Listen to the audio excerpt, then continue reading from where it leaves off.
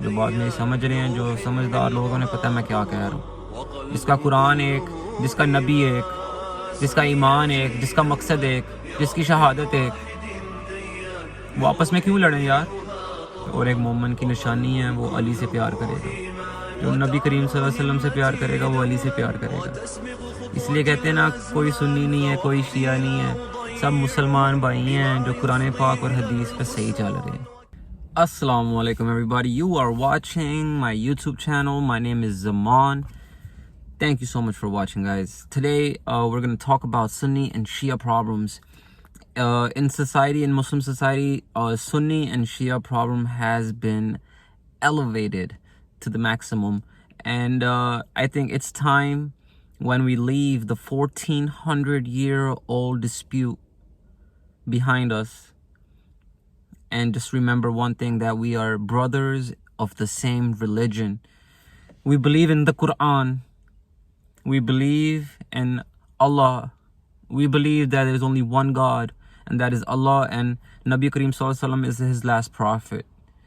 We believe the same religion. We are brothers. We are of the same, we are the branches of the same tree. हम क्यों लड़ रहे हैं?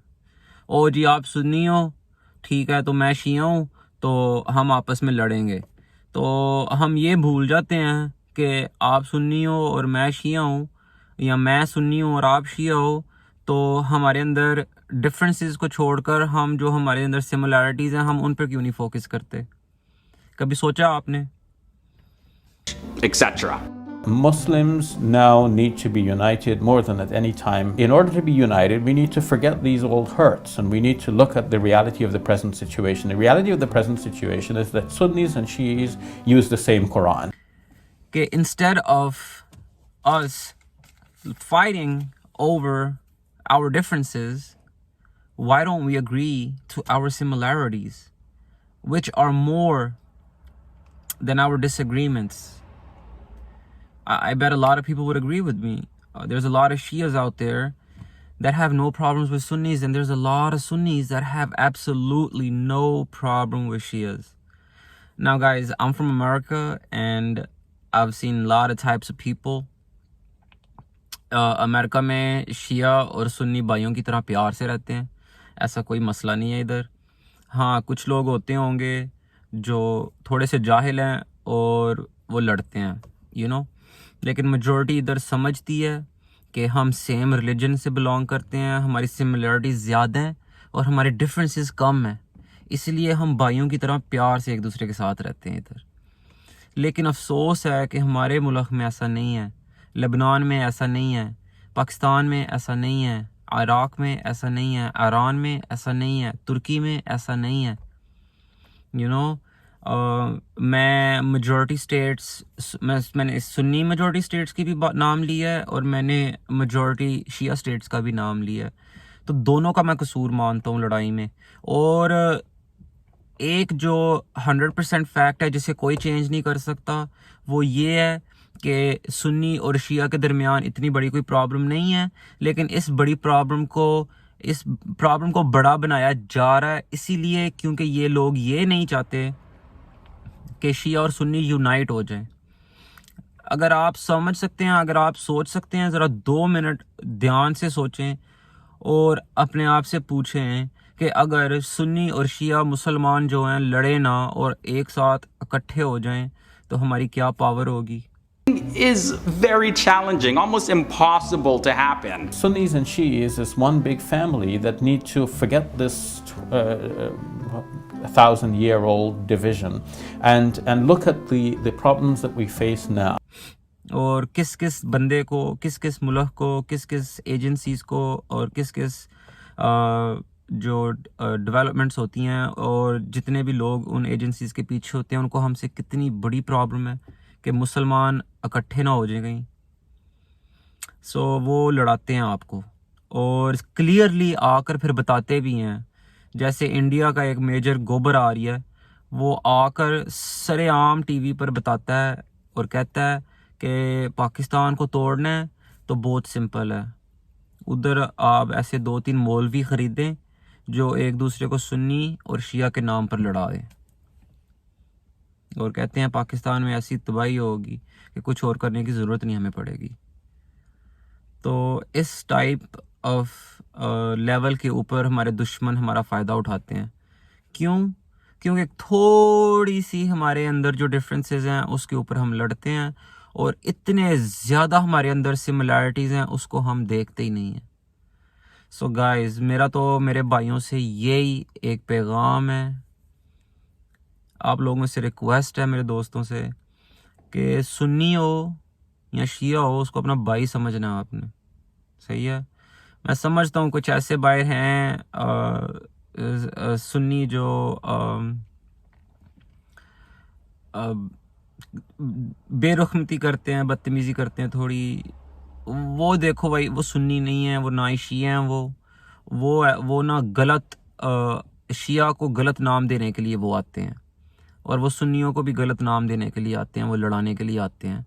वो bought up इंसान होते हैं। सही है। ये जो आकर अल्लाह माफ़ करे, आकर जो सहाबा लोगों को गलत कहते हैं, ये जो लोग हैं ना, ये असली शिया नहीं है। और जो सुन्नी भी शिया के साथ लड़ते हैं वो भी असली सुन्नी नहीं है। सही है ना। मुसलमान वो है जो दूसरे मुसलमान के साथ नहीं लड़ेगा, उसकी डिफरेंसेस के बजाय उसकी सिमिलैरिटीज़ देखेगा।